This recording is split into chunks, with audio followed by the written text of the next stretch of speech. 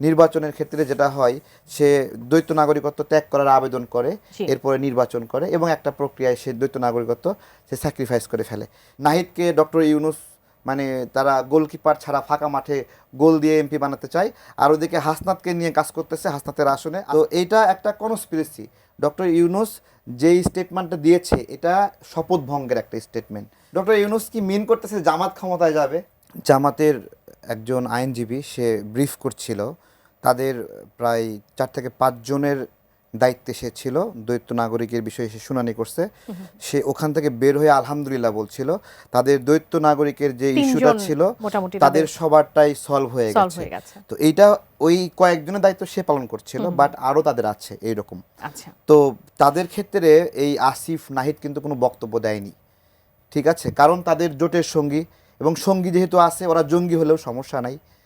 তো তাদের দ্বৈত নাগরিকত্ব এখানে খুব ভালো লাগছে, ওইটাও বিষয় না।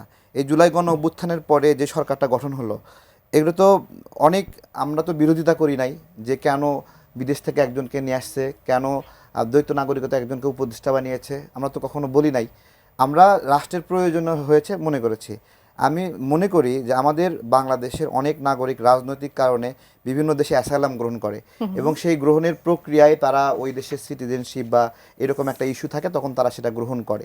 তো আমাদের এখানে নির্বাচনের ক্ষেত্রে যেটা হয়, সে দ্বৈত নাগরিকত্ব ত্যাগ করার আবেদন করে, এরপরে নির্বাচন করে এবং একটা প্রক্রিয়ায় সে দ্বৈত নাগরিকত্ব সে স্যাক্রিফাইস করে ফেলে, ঠিক আছে। এখানে যে সমস্যা সেটা হলো যে দ্বৈত নাগরিকত্ব সে যদি নির্বাচনে আপনার হলো হেরে যায়, দেখা যাচ্ছে তখন সে আবেদনটা আবার ক্যান্সেল করে দ্বৈত নাগরিকত্ব রেখে দেয়। এইজন্য আবেদন পত্র গ্রহণ করা হচ্ছে না, যে আবেদন শুধু করেছে সেটা গ্রহণ করা হচ্ছে না, ক্যান্সেল করে নিয়ে আসতে হবে। কিন্তু ক্যান্সেলের প্রক্রিয়াটা একটু সময় সাপেক্ষ, কিন্তু যে দিলেন এখন হয়ে গেল বিষয়টা এরকম না।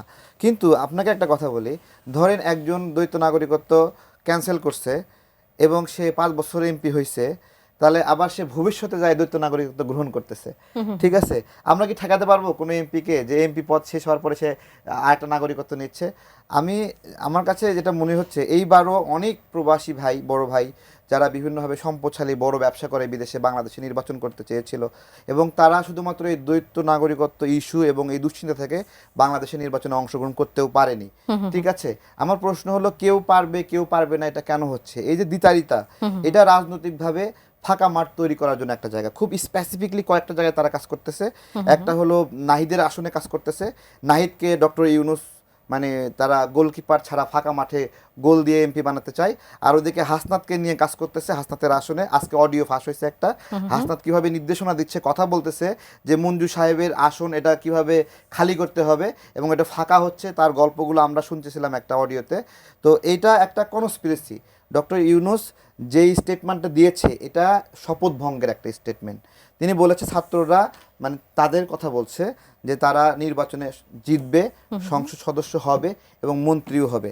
আচ্ছা, আমার একটা প্রশ্ন, মন্ত্রী কারা হয়? যারা সরকারে যায়, তাই না? তাহলে সরকারের না গেলে সে কি মন্ত্রী হওয়া বাংলাদেশে সম্ভব এখানে, তুষার ভাই? তাহলে তার মানে ডক্টর ইউনূস কি মিন করতেছে জামাত ক্ষমতায় যাবে?